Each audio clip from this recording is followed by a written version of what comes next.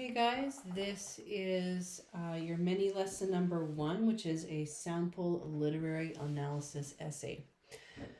So the directions are to read the following student essay and complete the ratiocination guide below. Then answer the questions that follow. Ratiocination, it's a fancy word just for logical reasoning.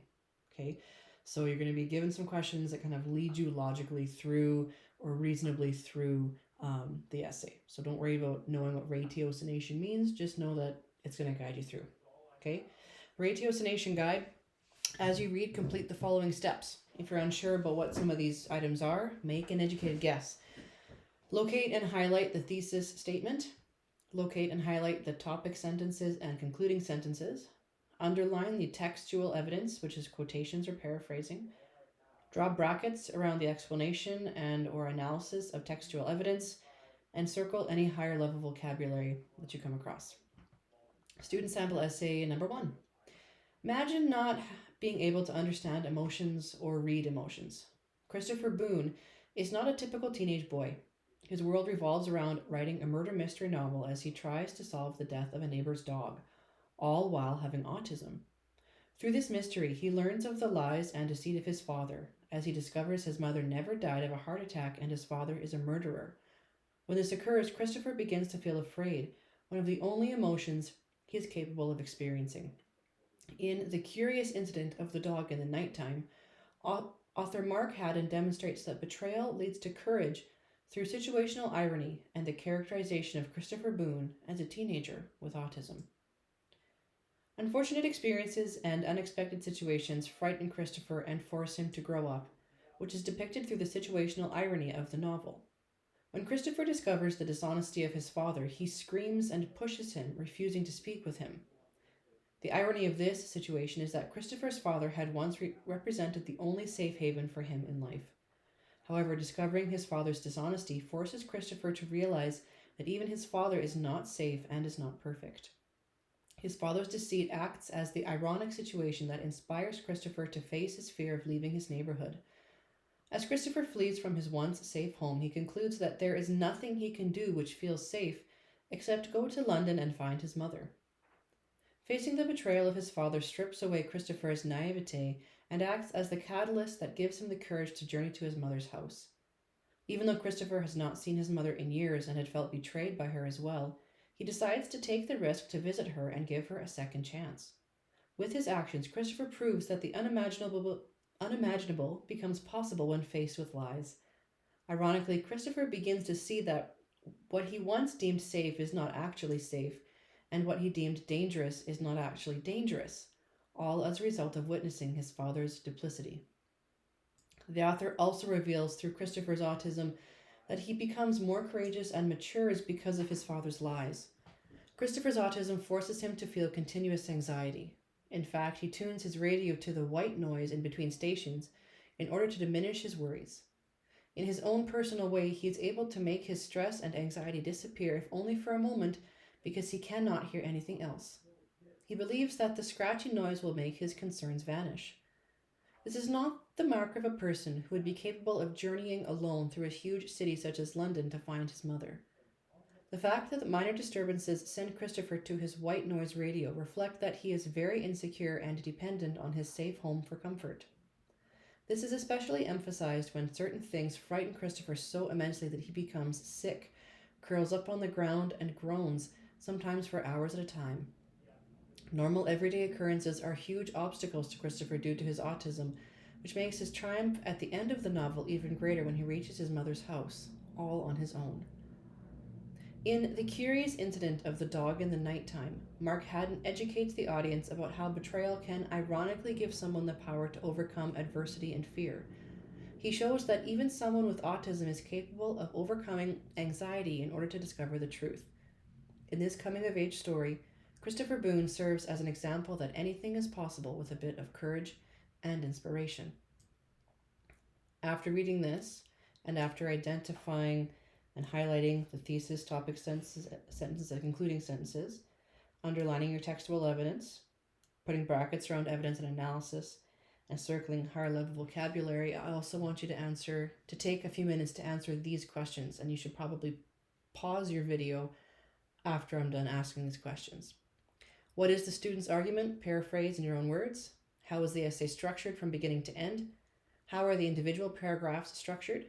How does the writer use textual evidence? How is that evidence formatted? What do you notice about the language of the essay, and what else do you notice about this essay? So pause your video now, do your highlighting, your underlining, your circling, your brackets, and answer these post-reading questions.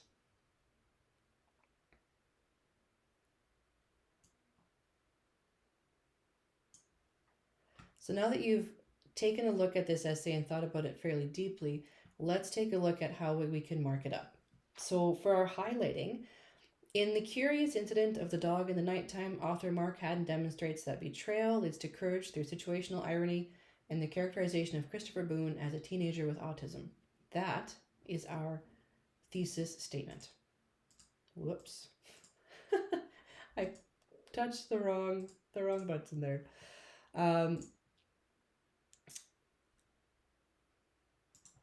So we've got a thesis statement right here.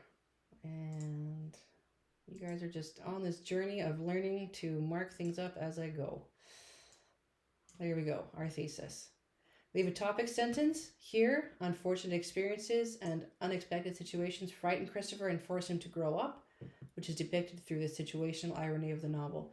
Situational irony is a higher level word, so is deceit and betrayal. Those are the kind of formal types of language that we want to see you use in a literary essay.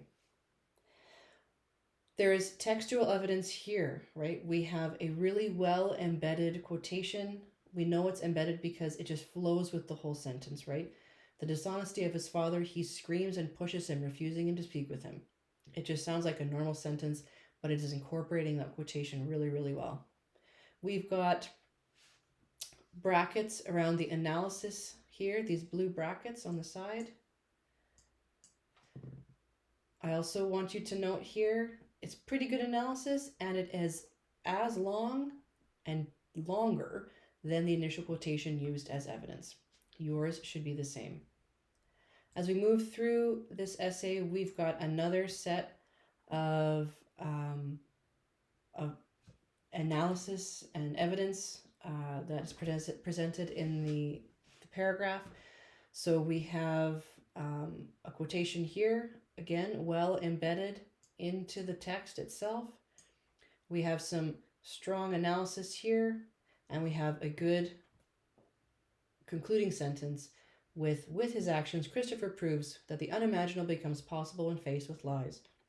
Ironically, Christopher begins to see that what he once deemed safe is not actually safe, and what he deemed dangerous is not actually dangerous, all as a result of witnessing his father's duplicity. So as you can see, there are at least two quotations in here. We have the point, if we're thinking about PEE format, the point is that unfortunate experiences and unexpected situations frighten Christopher and force him to grow up. Using situational irony, there are two examples of situational irony, two pieces of evidence given from the novel, and then the explanation, which is in brackets, explain why that matters. Okay, that is continued through this paragraph here as well. If you take a look at the concluding paragraph, we have a good piece of kind of academic language there, or more formal language there, and it sums up the essay nicely. Now, what is the student's argument? The student discusses how not seeing the world clearly causes irrational fear, uses the evidence of situational irony and characterization. How is the essay structured? Intro paragraph, first body paragraph, second body paragraph, and a conclusion. Your essay will have 3 paragraphs, but this is a good example of just using 2. How are the individual paragraphs structured? Topic sentence, evidence, explanation, evidence, explanation, concluding sentence. So it absolutely follows the PEE structure that we've been talking about in class, right? The point, 2 pieces of evidence, and then explanation that follows, okay?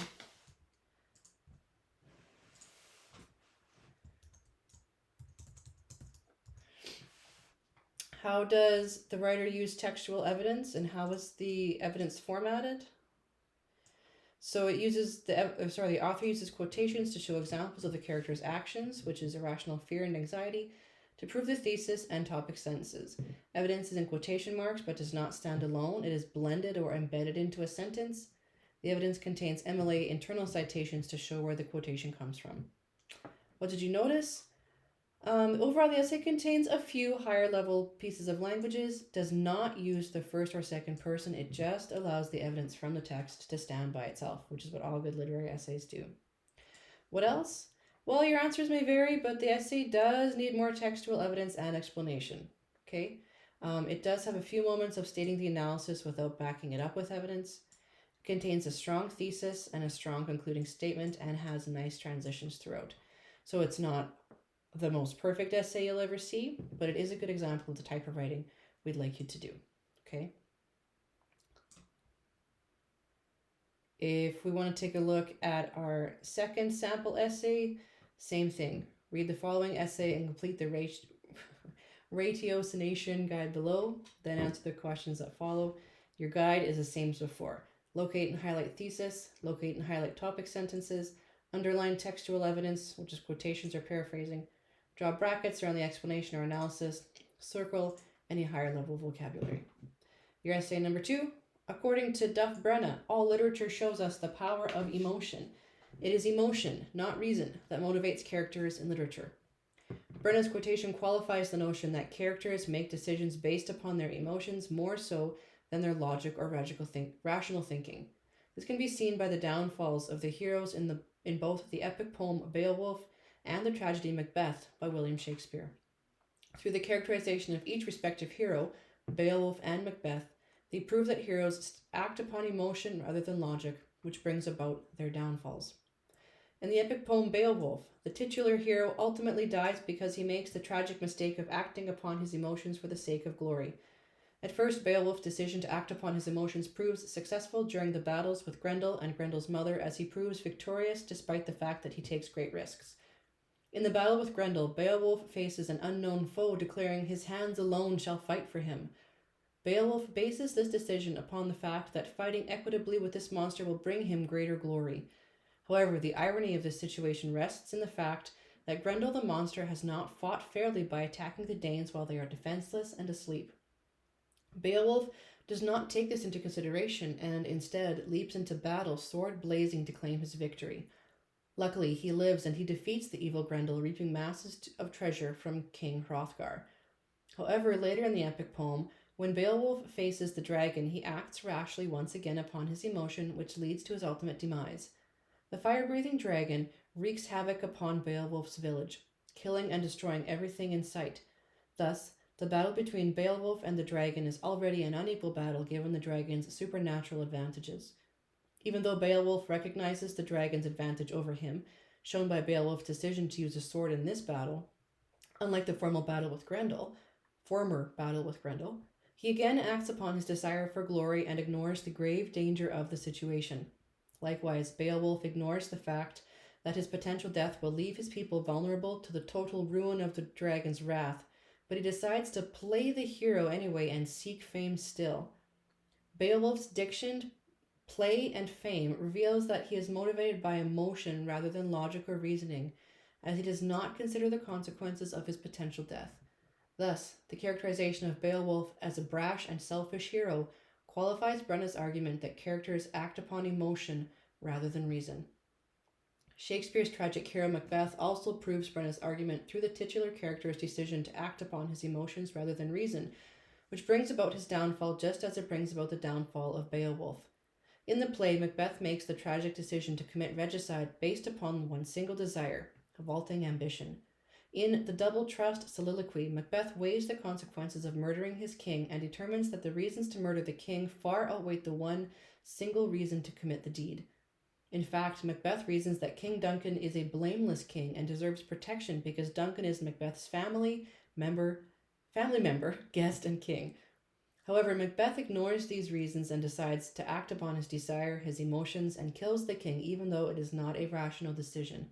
Macbeth proves that he is a character ruled by his emotions, shown later on in the play when he decides to have his friend Banquo murdered due to his hubris. Macbeth recognizes that he has damned his soul for Banquo's sake, has defiled his mind so that Banquo's issue may become king. He also recognizes that Banquo has acted in safety, following reason over emotion, while Macbeth has not. This motivates Macbeth to hire murderers to kill his friend, and he lies to them, telling them that Banquo was their enemy. By acting upon his emotions, Macbeth begins to unravel, shifting from a once noble warrior into a cold-hearted killer who allows his desires to overshadow his sense. The final unraveling of Macbeth occurs when he is insulted by Macduff's failure to appear before him in court, an insult that motivates Macbeth to murder Macduff's entire household. Macbeth proclaims, "The firstlings of my heart shall be the firstlings of my hand," revealing that he will no longer consider the consequences of any of his actions, but act upon pure emotion alone. Like Beowulf, Macbeth shows that characters in literature are motivated by emotion. As said by Brenna, all literature shows us the power of emotion. It is emotion, not reason, that motivates characters in literature. The characterization of both Beowulf and Macbeth proved Duff's point to be true. Beowulf and Macbeth show that literary characters are driven by emotion, and that emotion oftentimes leads them to total destruction. When man goes unchecked by the rules that govern society and is left to act upon his emotions alone, his inner greed comes forth, birthing the beast that is selfish, inhumane suffering. Interesting essay. Now that you've read it, I want you to think again about the student's argument, paraphrasing it in your own words, thinking about essay structure, how the individual paragraphs are structured, how the writer uses textual evidence and how that evidence is formatted, what you notice about the language of the essay, and what else did you notice about the essay. I'd like you to pause your video again, do this thinking and do that work, and when you are done, listen to the analysis that comes.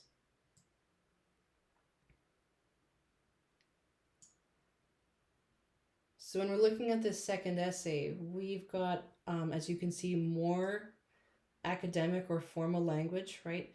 The titular hero, victorious, equitably, rashly, lots more of that formal language that sort of sets the tone for more formal type of writing, okay?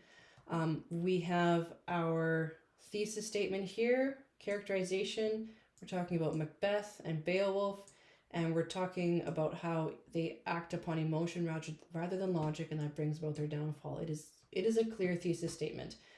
It has both body paragraphs that are going to be discussed, which is both characters, and it explains how the emotions rather than logic leads to these characters, meeting a tragic end. Okay. So we can see here though that there's maybe not a whole lot of paraphrasing or quotations used. I should rephrase that. There's not a lot of direct quotations being used. There is a lot of paraphrasing and summarizing that happens in here, okay? In your essays, I do want to see more direct quotations, not as much summarizing or paraphrasing, but it does have evidence in here from the text, okay? And we've got some good analysis that goes on. It's fairly lengthy.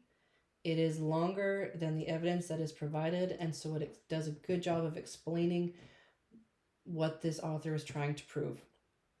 The body paragraphs are connected to each other by good concluding sentences and keywords, transition words used like also, right? Connecting those two thoughts together. Regicide is another great kind of literary word, formal word. We've got a direct quotation right here. We've got some good paraphrasing here. And again, some fairly lengthy analysis of those ideas. We have a restatement, not repetition of the thesis, but a restatement of that idea to start our conclusion. So if we're thinking about these post questions, what is the student's argument? Well, acting on emotion alone brings downfall, shown through Beowulf and Macbeth. It's structured with an introduction, a first body paragraph about Beowulf, and a second body paragraph about Macbeth, and the conclusion. It follows the structure that was provided in the thesis statement. Individual paragraphs have topic sentence, evidence, evidence, concluding statement. So again, it follows our PEE structure, right? You're going to get tired of me saying that, but it absolutely follows that. The point is the topic sentence. The evidence is the quotation or the paraphrase. And the evidence or the explanation, is why that piece of evidence supports the point you're trying to make. How does the writer use textual evidence? They use the evidence to support the claim about emotions being downfall. Some is in quotation marks, is blended or embedded into sentences. Some is paraphrased. What do you notice? Overall, the essay has some nice higher level vocabulary. It again does not use first or second person, does not use casual talk, avoids using too many be verbs. Am, is, are, was, were, be, being, etc. And you again will have noticed different things about this essay, but it is a bit repetitive and it does need more textual evidence, as I said before, but it does a good job of analyzing the text instead of talking about people in general. It tends to rely more on plot summary instead of analysis. And I don't think we're going to read sample essay number 3 simply for the sake of time. Hopefully you can see there a couple of good examples of how you can structure your essay and how you can embed essay or analysis well. You can embed quotations and evidence well into your work, and how you can sort of use your own ideas to make a strong argument in your To Kill a Mockingbird essays. Thanks, guys.